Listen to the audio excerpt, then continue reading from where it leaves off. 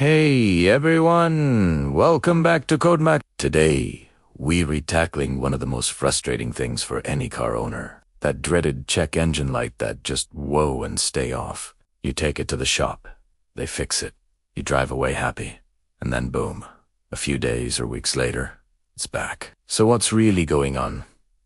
Let's dive in. The first and most common reason is a misdiagnosis. The check engine light triggers a diagnostic trouble code, or DTC. Think of this code as a symptom, not the disease itself. For example, a code might point to a lean fuel mixture. A less experienced mechanic might just replace the oxygen sensor because the code points in that direction. But the real problem could be a vacuum leak, a weak fuel pump, or a clogged fuel injector. So they treated the symptom, but the underlying cause is still there, just waiting to trigger the light again. Next up, we have what I call the chain reaction problem. In a complex system like your car's engine, one failing part can cause stress on other components, leading to a cascade of failures. Let's say your catalytic converter fails. A shop replaces it, and the light goes off. But they didn't investigate why it failed. Maybe your engine was burning oil, or there was a persistent misfire, and all that unburnt fuel and gunk destroyed the new converter. Soon enough, the light is back on, and you're stuck in a cycle of expensive repairs. A good mechanic always asks why, and looks for the root cause of the initial failure. Another sneaky culprit is intermittent issues. These are the ghosts in the machine. A wire might have a loose connection that only acts up when you hit a bump. Or a sensor could be failing only when the engine reaches a certain temperature. When you bring the car to the shop, the problem might not be happening.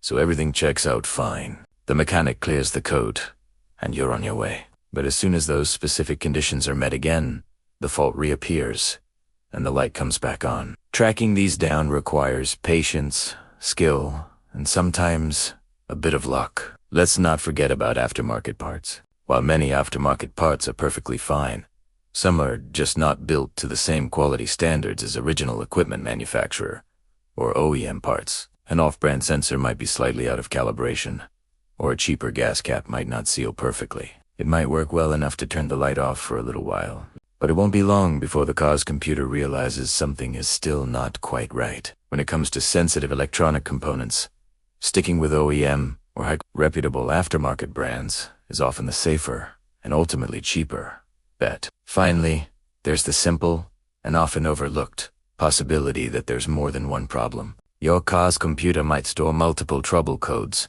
but only one is addressed during the repair. The mechanic fixes the most obvious issue, clears the codes, and sends you on your way. But that secondary problem, maybe a minor evaporative system leak, is still lurking. Once the system runs its self-checks again, it detects the remaining fault. And guess what? The light comes back on. A thorough diagnostic process should involve checking for all stored and pending codes, not just the primary one. So, what can you do? Always choose a reputable repair shop with certified technicians who have the right diagnostic tools. Don't be afraid to ask questions. Ask them what the code was, what they think the root cause is, and what their diagnostic process will be. A good mechanic will be happy to explain their reasoning. Understanding that the check engine light is the start of a conversation with your car, not the final word, is key to getting a permanent fix. Thanks for watching.